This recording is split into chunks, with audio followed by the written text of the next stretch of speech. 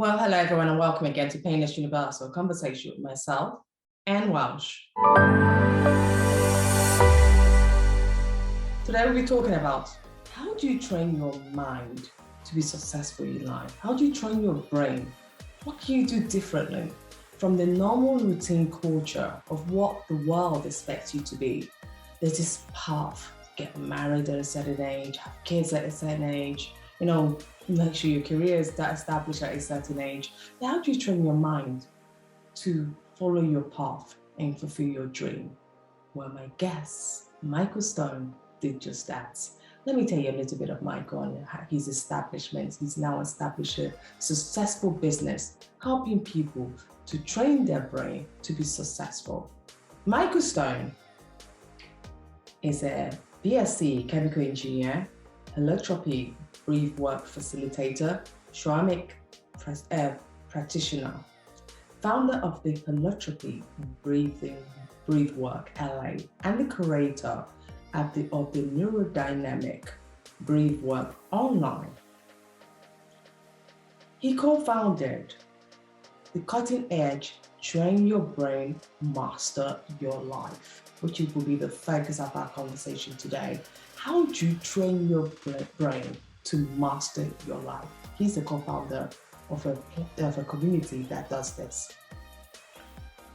The workshop was born currently as he resides in LA, California, after spending 35 years of his life following a path that has been imprinted on him through cultural and family condition. He finally broke through his condition and created the life of his dream, living on the beach in Venice, California, and created a multi-million-pound online and offline businesses. In 2005, he discovered holotropic breathwork, and in 2009, after becoming certified as a holotropic breathwork facilitator, he founded it in Los Angeles area. He has a huge community and is now one of the largest in the country. As a result of his work with the amazing people and with various plant medicine, he's experienced firsthand the amazing healing potential of the non-ordinary state of consciousness, and has spent the last several years using the principle of breathwork along with the latest development in science of perception, memory, and quantum theory to develop cutting-edge experience workshop that allows participants to move beyond their past and create the life of their dreams. I'm so excited to understand what Michael means. How do we move beyond our past to finally find it in us to create a life that we truly envision? Meet my wonderful guest, Michael Stone, as he shares his beautiful story and teaches us how can we train our mind to become the best version of ourselves. Meet Michael. Well, hello everyone, and welcome again to Painless Universal, a conversation with myself and Welsh. As I said in my introduction, today's conversation will totally get you thinking and re-navigating the way you think. If you're looking for that question being asked, is this the right time to make that decision? Am I in the right place? As I said, my guest, Michael Stone, will be here to help you navigate your answer. Let me tell you a little bit about him again. He has done his BS in chemical engineering, and he has an MBA. He's an MBA grad. He's got a certified holotropic breathwork facilitator. So we'll be asking about that as well, because I think a lot of you here in the UK might not know so much about it. I don't know how it works. We'll be going into more detail. Our focus in today's conversation is really how to help you train your brain to master the life you truly want. And he does numerous workshops in LA where he lives. So we're talking about that. Finally, we'll be addressing a critical issue. He said, I lived in LA after spending 35 years of my life following a path that had been imprinted on me through culture and family condition. We'll be asking, how did he make his mind up to change and find his own true path? Michael, Thank you so much for joining me. How are you today? Oh, great. Thank you for having me on your podcast. Oh my goodness, your work is truly amazing. I think for me, what the key highlight was that bit, the last bit, which I talked about you being on this path. And after that, for now, you're 35 years old, you realize, this is just what the world wants me to do, but this is not truly what I want to do. Before we get into all of that, can you tell me about who is Michael Stone? Well, that answer, the answer to your question may be answered when I tell you who I am. So, and so just a little bit about my past. I grew up in California and in pretty normal childhood. Nothing really dramatic or traumatic happened. And I was doing very well. I was very brain smart, I would say. Not so emotionally smart, but brain smart. And so I always did well in school, always got great grades, and was moving on my path. And I was very successful in school. I have a very kind of left brain oriented personality. So I was attracted to the sciences, and also like my father was in engineering. So that I was kind of trying to follow his path too, because my father's amazing. I have to be just like him. So I got my chemical engineering degree and then went on to business, was having a very successful business career. But on the other side of it, on the part of my life that was more heart oriented, emotionally oriented, I was not doing well. Every relationship that I tried to get into ended up breaking up in a fairly short period of time and in a fairly dramatic, very unsatisfying way. And I couldn't figure out what the issue was. But I kept thinking, I'm smart. I can figure this out. It's like at some point I will figure out how to make this happen. I kept trying, failing, trying, failing. And at that point, I wasn't really far enough along in my personal development to understand what was really happening. In my mind, it was like, I just have to find the right woman. I just haven't found the right woman yet. There's like millions of women out there. Eventually I'll find the one. And what I didn't see was at that point that there was one common thread in all those relationships. And it wasn't the woman, it was me. So, but I wasn't, like I said, I wasn't far enough along in my personal development to see that I was the problem. And it had nothing to do. I could have met a million women, it would have never worked out. But I wasn't there yet. So I kept trying and trying and trying. And the other part of my life was, working. I was moving ahead in this corporation I was in, and kept failing in relationships. Yes. But relationships is one of the things that I really felt was one of my goals in life. I wanted to have a successful relationship. So I wasn't willing to give up, even after I kept failing and failing and failing. And so at a certain point, I ended up in overseas. I'd been transferred overseas, and I was following the path of my parents, even in regards to how many children I wanted to have, what age I wanted to get married. It was kind of imprinted unconsciously that I wanted my life to be like my parents. And so when I was at the appropriate age to get married, which was when my parents get married, like my brain kicked in and said, okay, we've got to get married now. Yes. So I ended up getting married to the woman I happened to be dating at that moment, because it was like my time clock was ticking, so to speak. I don't want to have kids when I'm 55 years old. I have to get married now. And so it generally does not work out if you marry the person that happens to be like in front of you in a moment where you think that it's the right time to get married. And it didn't. So that lasted about 6-8 months, and I got divorced. And that really, at that point, broke my mold, my conditioning of how my life was going to be. I was off my track. So it was like I wasn't going to get married at the time that my parents got married. And I saw I may never get married. It's like this isn't working out. So I really started to have to take a second look at some of my conditioning and started to look at is that really my goal, or is that really just what I learned from my parents or learned from my culture? So it started me off on kind of a different path of reevaluating my life in certain ways. And then at a certain point after that, I came back to the United States, and I ended up wanting to date a woman that was still living with her ex-boyfriend. So, but I did start to see her, and she said, Michael, I want to go down to Peru for a week and see pink dolphins. And so I'm thinking, well, what are pink dolphins? Do those even exist? But I said, well, I don't really care. If she wants to go down to Peru for a week, let's go. I'll get a chance to meet her and see if maybe there's some opportunity to move forward if we're a good match. So I ended up going down to Peru with her, even though I had no desire to go to Peru. And then when we got there, the lady who was organizing it, who had bought some land on the Amazon to basically make it a reserve so that the wildlife would be protected and the rainforest would be protected, said, would you like to have a shaman go out with you, a local shaman? So I'm thinking, no, why not? Bring him along. What the heck, He was about 4'10", didn't speak any English, just spoke like the native language there. So we end up going out in the middle of nowhere. It's like on this 4-hour canoe ride to this place that was, separated from civilization. And so the first night we're there, this shaman comes up and through a translator goes, would you guys like to do a religious ceremony that we do down here?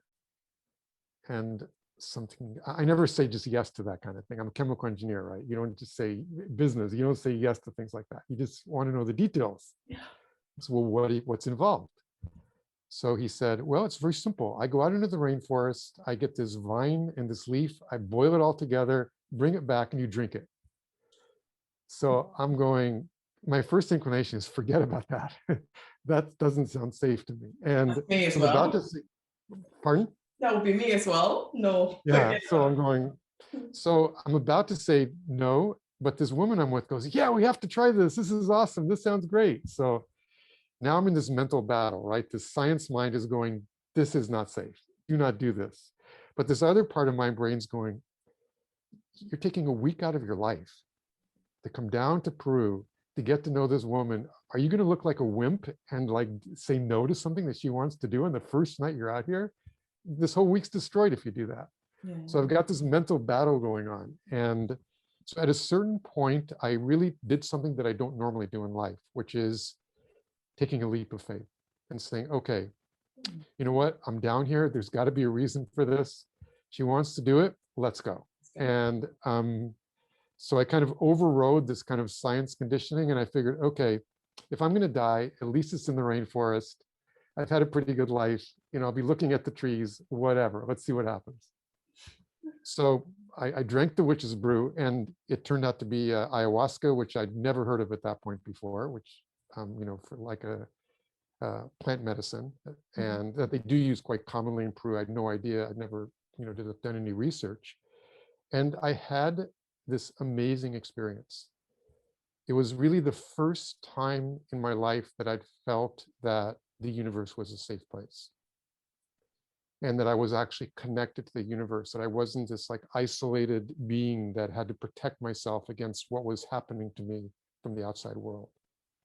And it completely blew my mind. And so after the experience, I'm like, oh my God, that was amazing. It like completely shifted how I see the world in a certain way. So make a long story short, I ended up coming back to the US.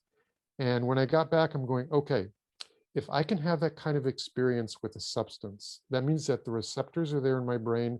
There must be other ways to have that experience without, because I wasn't going down to Peru every week to drink substances. That wasn't going to happen. So there must be other more natural ways to allow me to access, those states and have those experiences. And that put me onto a search of, what historically possibly people had used to access those states and what was available. And I tried a bunch of different things. And ultimately I landed on breathwork. And where, people I saw were making some of those same claims about, connecting to your inner world better, to connecting to yourself better. So I started to look around at the various breathwork modalities. And, many of them I wasn't really attracted to. I was looking at the creator, how did they develop the modality? And many of them said, I just downloaded it from the universe. I'm going, not for me. It had to be science-based, a little bit at least for me. Yeah. So otherwise it felt like too woo-woo, so to speak.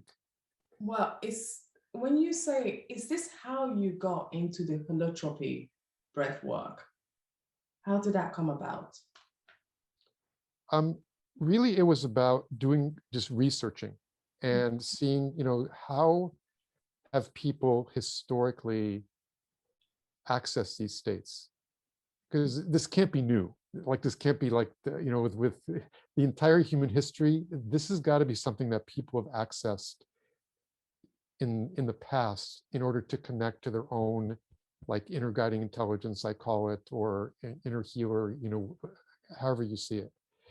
And when I started to look at it, I started to see that the common threads were two things. One was breath, and one was some type of sound.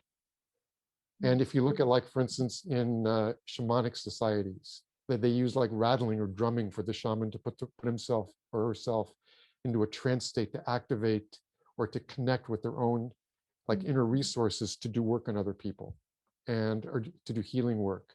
And even in the languages, the ancient languages, many times the same word was used for the air that we breathe and also some type of spirituality or healing or something like that. Like in Chinese, qi means the air that we breathe, but it also means energy of life. In Latin, spiritus means both breath and spirit. So even in the languages, like, breath had been connected to healing, to the spirit, to the soul, so to speak, in terms of how they saw it. So that was what kind of got me onto breathing techniques and seeing, what was available in those areas. Yeah. And Yeah, go ahead. so ultimately, I started researching the breathing techniques, and the one that attracted me most was holotropic breathwork, because it was developed by a psychiatrist, Dr. Stan Groff, and he had done some scientific research in order to develop it, in terms of researching historical societies, looking at modern consciousness theory.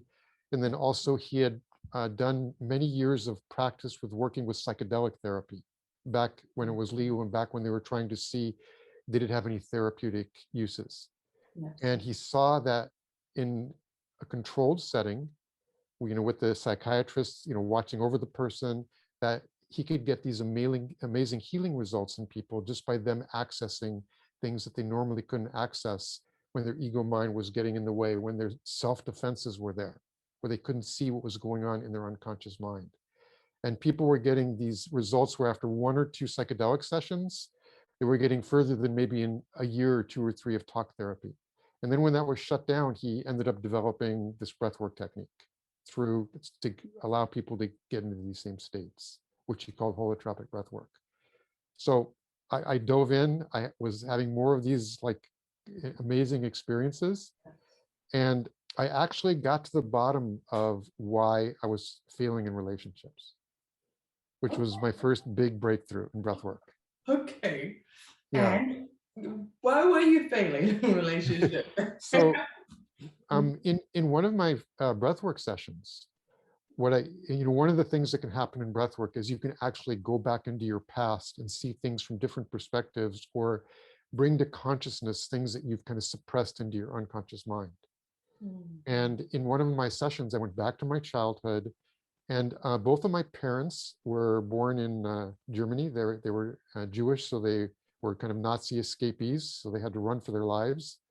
And so, they told me about this when I was a child, and they told me about how their family had been in German society for hundreds of years, how, like, my grandfather was a World War I hero, and got the Iron Cross, which was the highest award they could give. One of my ancestors saved the whole village by paying Napoleon to go around and not burn it down because he was the richest guy in town. And then almost from one day to the next, they had to run for their lives. And they didn't, like, tell me any meaning around it, but in my child mind, the meaning I created is the world is an unsafe place. It's like, if you can't even count on your country that you've been in for hundreds of years to back you up and not turn on you, what can you count on in life? That's true. And once I saw that, I really started to see, okay, there's no way to have a successful relationship if you come into it from the world is an unsafe place. Because I was getting into, like, to a certain depth in the relationships, and then this unconscious conditioning would come in, protect myself. Don't let yourself get hurt. You can't trust the other person. And so I'd pull back and drive the woman I was with crazy, because they want to be in a relationship, and I'd be giving them the go signal, and all of a sudden the stoplight came on. And so what I saw was it was this unconscious conditioning that was coming up when I got to a certain place in each relationship. And that's why they all kind of lasted the same amount of time and just shut down. It was a self-protection thing that I developed from childhood based on a decision that, my 5-year-old child had made based on information that had come in.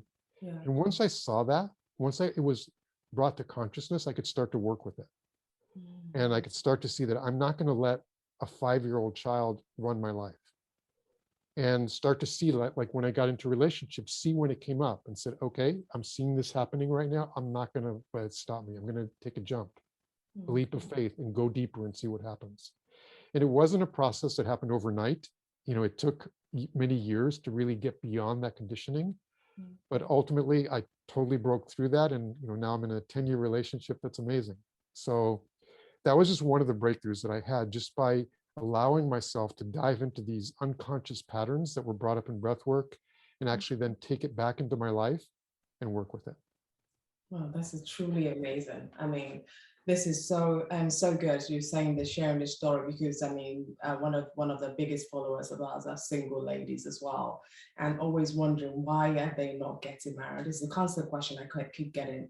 Is it them? Is it what is wrong? And this, what you've just described, makes so much sense. Sometimes it's our something in us, and also not just relationship, also with health reasons, because I look at myself, for example, with my chronic illness, that stopped me. That said, I always said to myself, this is my limit, I'm never going to go past this.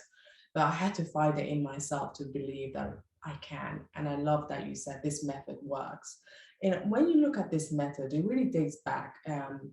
It's almost like a very, is it unusual way? Could you just describe briefly, like someone who's thinking, okay, this is something, this what Michael has just said is me. He's talking to me right now, and I really want to shake this up. I don't want to be like this anymore. How can you help someone who's going through this, who just listened to your conversation, shake it through your methods?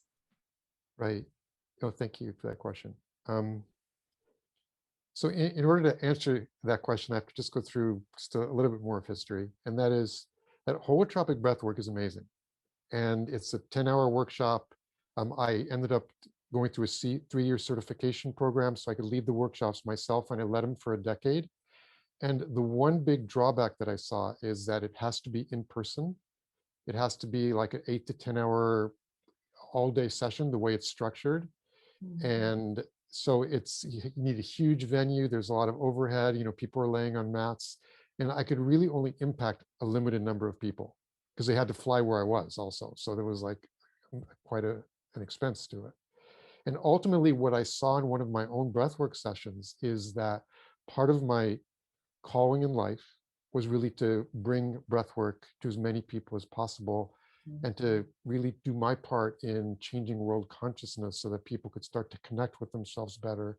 And once people start connecting, they don't go to war anymore. They don't like do things that are not in their own best interest, not in their self-interest, and not in the interest of the planet as a whole, when you start connecting to yourself and to your connection to everything that is. So ultimately I ended up developing a different type of breath work that could be done online. And so rather than having to come to LA and spend 12 hours and spend $250, I kind of recreated it in an online structure, in which I call neurodynamic breath work, where people can come in for a 2-hour workshop from anywhere in the world. All they need is an internet connection. And I do live sessions 5 times a week. So they can also create a practice around it instead of just doing it once every few months like I was doing before with the holotropic breath work. And so if people want to work with me, that's the structure that I've created so that they can actually come in, try it out. I allow everybody to try it out for free, to check it out and see if they really resonate with the modality. And if they do like it, they can continue in a very inexpensive, convenient way and create it into more of a practice where they can get more of the benefits of doing something like this long term, where they get better connection to their inner guiding intelligence and feel more self-empowered. And that's part of what modern science comes in. It's like, back in the day, they knew it worked, but they were not sure why it worked, why breath work works. Now there's actually science behind it. and where they see like what happens when you do like deeper breathing for a period of time, and it creates changes in your blood. It gets a little more alkaline. It creates changes where there's less activity in certain parts of your brain, which is called the default mode network, where it supports quieting the ego mind, and where you can actually connect to this inner guidance and feel more self-empowered that the answers lie within. So, but also, it's the same thing as in neuroscience. They say the neurons that fire together wire together. So to really get the maximum benefits, it's ideal to create a practice around it. Just like going to the gym once, you get a benefit, but it's not like you Yeah. get this long-term amazing benefit, or with yoga or anything. Mm. So I've created a structure where people can come in once if they want to, and they can get these insights, these amazing benefits just from once, but also allow them to take it deeper and to create a practice if they really resonate and want to make this part of their life. That's really good. And you do this thing that you train your brain. You've written I think you have this facility where you train your brain and achieve this breath work. Why did you focus on this bit about training your brain to achieve your goal? What is it all about? Part of my background is kind of part of my science geek self. It's like I'm super interested. How does the brain work? What is this all about? Why am I seeing what am I seeing out in the world? How does my memory work? It's like, why do I remember things one way, and then a year later it seems like I remember them a different way? So it was important for me to bring the neuroscience aspect into breathwork also. And so, one of the pieces is that most breathworks that are out there don't really allow you to create a practice where you can actually do it enough so that you can actually start to strengthen that neural pathway to your inner guiding intelligence. And it's like they say in neuroscience, the neurons that fire together wire together. That's a very basic principle of neuroscience. The more times you do something, the more it becomes a habit, and the stronger that neural pathway gets. Yes. And so, that was part of why I created a structure where people can do it up to 5 times a week if they want to. Most people don't do it 5 times a week, but 1 time a week or twice a week or whatever feels right to you, so that you can actually strengthen that neural pathway. And our regular breathers, when we do surveys, they do report that they can take that back into their life, and they get more access to their inner guiding intelligence, more access to their creativity. They have greater self-awareness. They have more clarity on their purpose in life, which is incredibly important. Once you really connect to what your purpose is, to what you were born to do, life really changes for you. And you can process through things much more easily when you have this kind of vision of what you're bringing to the world and what kind of benefit you can bring to the world. And it's easier to work through adversity and that type of thing than if you're kind of confused about, well, am I really doing what I want to do? Is this really where, then it's much harder to kind of really push through things and get the results that you want. Also, people get increased trust in self, which is incredibly important. Many of the things that happen to us in our life where even if you look in terms of trauma or other things, it has to do with disconnection to self, where we don't really trust ourselves completely, where we are trying to figure things out with our mind and can't actively connect to our intuition and to our inner resources. So I tried to incorporate all of that so that people would get better connection to their own resources, feel more self-empowered. And part of it is, after the breath work, it's also important to do integration. You want to integrate it. You want to embody the benefits that you've kind of saw or have seen in your breathwork sessions. So we're doing a whole series of courses on integration practices that people use.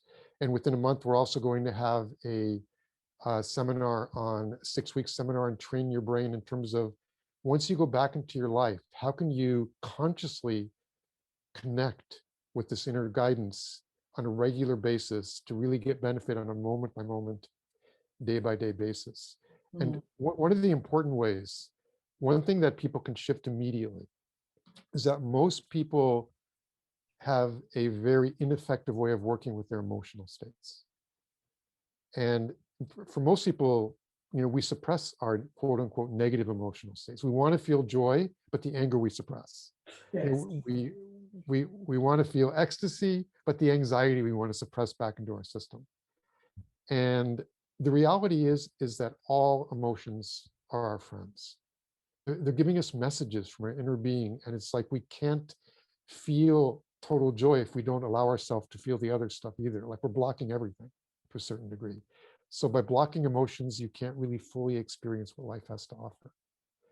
And once you can start to consciously open yourself up to your emotional states and actually use them for personal growth instead of letting them run your life, when you suppress them into your system, what happens is they're still there, but they come out in very inappropriate ways. Where you're in a relationship and someone just says something that triggers you and you start yelling at them. And it had nothing to do with what they said. It was just this trigger that lit the fuse on this stuff that was waiting to come up inside of you. And the other person says, "What did I do? Why are you yelling at me?" And so, once you start to shift the way you look at emotions and see them as your friends, not your enemies, then you can start working with them. And anytime a negative emotion comes up, it's always a chance to do your inner work and just look at it and go, okay, where is this really coming from? When have I felt this before? Because your emotions are not related to what happened in the outside world in that moment. That triggered something that was already inside of you to come up, that was there from your past. In the same way that, like, if someone cuts in front of another person in traffic, one person will be super upset, the other person won't care. Yeah. And the person that's upset has created a meaning around that. Like, this person's disrespecting me. They're not following the rules, whatever the meaning is. And that gets them upset. So it's something that's coming up that's already inside of them that's creating the emotion. And if in that moment, they could actually just close their eyes, well, not driving, but kind of look inside. When you're in your house, you can close your eyes. But you just look inside and say, okay, when did I first feel this emotion of anger or whatever, this type of anger? And you can go back and see, oh yeah, in my childhood, something like this and that happened. And this is bringing that up because it's been something that I stuffed inside of me. And you can start to see that there's these patterns in your life. Whenever something like this happens, you get angry. And once you start to bring it to consciousness and unravel it, you can actually make it so the charge is not there anymore. And it doesn't impact you like it does. And you can work with it in a healthy way instead of an unhealthy way. All right. And if you can just bring that one piece into your relationships, where when your wife, husband, girlfriend, boyfriend, whatever, says something and you feel angry at them, or you're activated, and your immediate inclination is to yell at them and saying, you're disrespecting me, or you're doing this, or you're doing that, instead, just taking a deep breath and looking inside and using it and saying, okay, when have I felt this before? Why is this coming up right now? How can I use this to see what my unconscious thinking patterns are? Because that's how you can use it. And instead of blaming the other person, looking at the other person as your teacher in that moment. And actually closing your eyes for a second and then taking a breath, doing your work, looking at the other person and say, you know what, I just felt really angry, but it had nothing to do with you. And I learned something about myself. So thank you so much for being my teacher in this moment. I mean, just imagine how relationships would shift if people could just shift that one thing. And those are the kind of things that you can use to kind of integrate these principles of breath work and the way that you've now connected to your inner guidance and start bringing that into your life.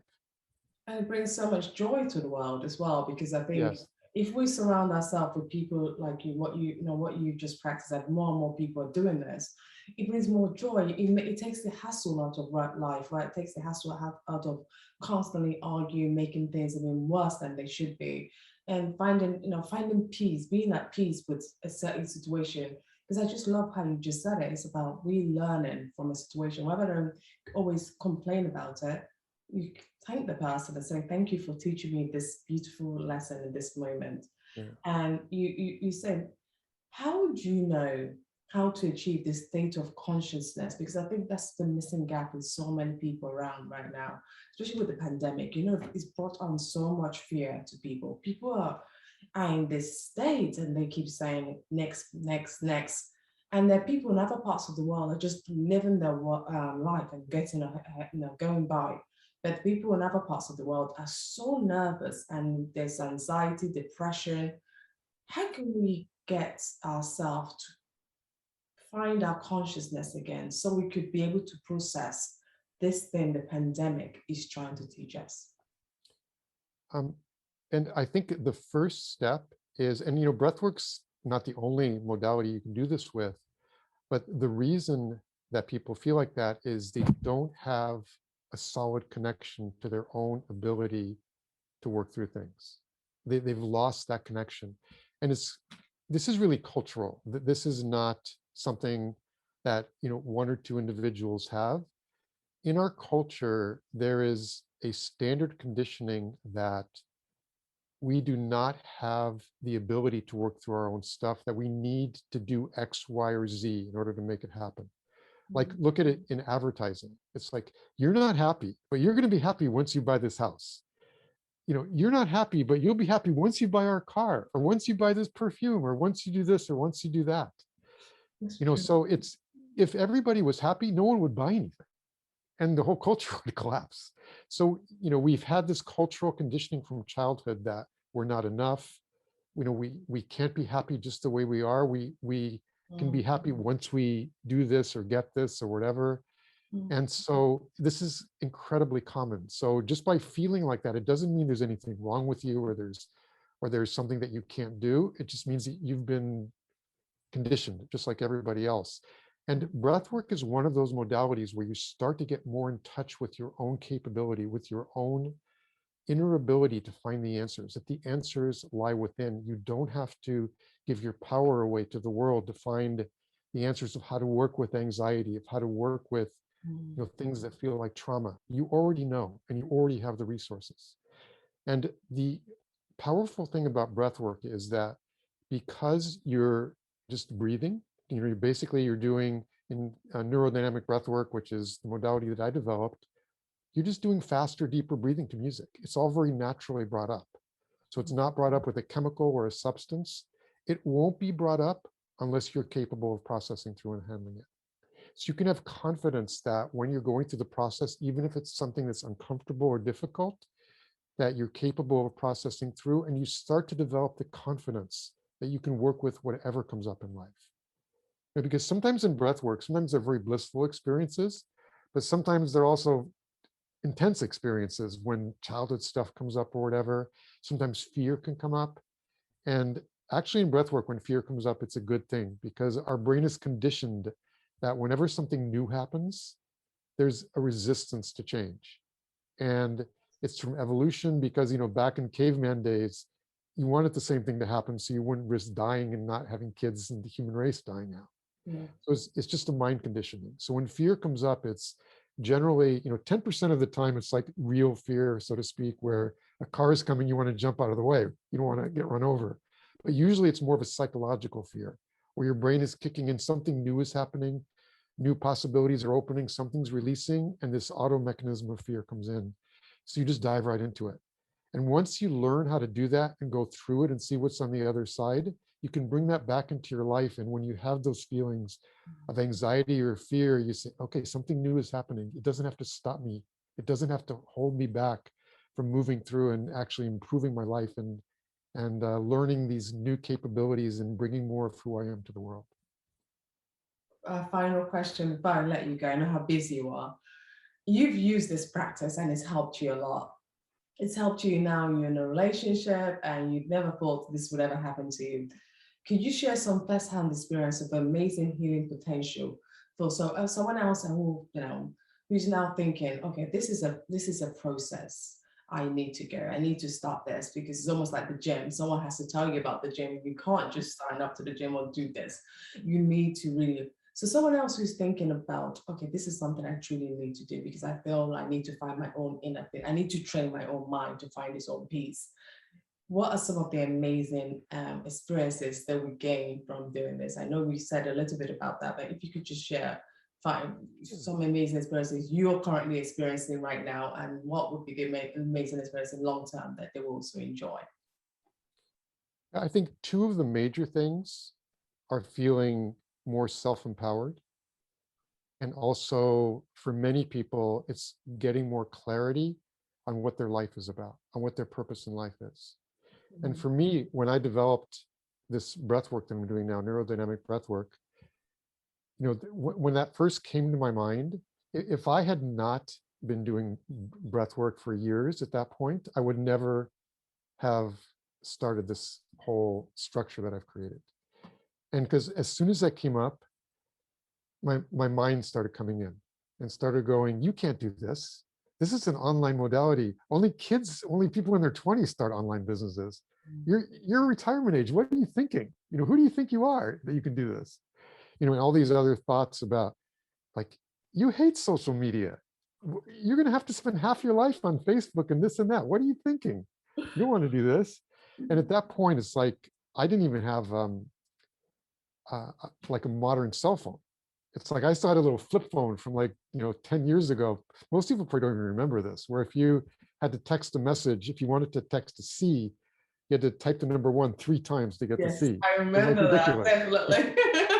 So, so I'm going, you're going to have to get a phone and really let people contact you 24/7, And so all these thoughts came in about why I couldn't do it. I could never get this done. But because I'd done the breath work, I no longer let that automatic kind of negative thinking pattern, you can't do this, you can't do that, that doesn't stop me anymore. So I can work through those things. And, in every part of your life, I think everybody has these, from childhood, these thoughts about why they can't do this or can't do that, or, I'm not this, I'm not enough of that, or whatever. And just the ability to be able to take a step back and see that that's conditioning and not let it stop you is for me, was one of the most important experiences that I had. And I really want to allow other people to have too. And just from being able to push through that, I've now been able to develop a community with 65,000 people from 120 different countries. And, many, many people have been doing breath work that would never have even known about it if I hadn't been able to push through my own blocks and bring my own resources to the world in a way that other people could be empowered through breath work. And to really allow, I think everybody has their own, people call it superpower, or their own unique ability based on the things that they've processed through, the problems that they've had, the things they've pushed through, the experiences they've had that no one else has to bring to the world. And to me, it's like the most important thing is life, and getting in touch with what is my superpower, what I can bring to the world to contribute and just make a huge difference in the world. And that's one of the things that people after breath work can have a much easier time connecting with. And that's, to me, that's the most beautiful thing about breath work. When you start to really experience, I'm really expressing myself into the universe and giving to the world what I can give and what I was born to do. And once you do that, it all comes back. And you start to gain other things, and it's a circle, but you have to give first in order to get back. Yeah. So. Oh, thank you so much, Michael. I love the end bit where you said, what is your superpower? That you only find out if you be able to research yourself, go into yourself and find out what you could truly give to the world, and that your true superpower will come out. Any final words before I let you go? Yeah, just one final thing, and that, with experiential things, you can talk about it forever, but it's really hard to, get the concept in your mind exactly how it's going to be. So I would just really encourage everybody, give it a try, and see if it's something that you resonate with. You can just go to my website, breathworkonline.com. There's a little button that says try a free breathwork session. It's just 2 hours, and just give it a try and see how it works. And you'll see how in each of these sessions there's anywhere from 50 to 250 people, and you'll be connecting to other people who are interested in doing this kind of inner work from many different countries from around the world. And yeah, I'd love to see you in any future breathwork session. And I just really encourage you, give it a try, see if it works for you, see if you feel more. I would definitely be giving it a try, because I think it's anything that gets more out my superpower, I would love to definitely give it a try and see, to learn to live in this world consciously, not to be living in this world where I'm so upset about everything, but live in this world where I'm at peace with the world. Yeah. And I think it's something we all need to be at peace with, because the world is throwing so much at us right now. So we need to find that peace. We know that is hidden in all of us, and we can make it a better place, even much better. So you said your session, people could sign up on your website to join your sessions, I presume. Yes. Yeah. Just go to breathworkonline.com, and they just have to click on the button, try a free session. They can choose the session they want, Okay. get their account set up, and they're ready to go. Oh, wonderful. Thank you so much, Michael. I really appreciate your time. I know, and again, I know how busy you are, but telling us your story and sharing us this amazing method is something that we can't take for granted, and it's truly priceless that I took that time out to do this conversation. Thank you so much. Thank you. Thank you for having me.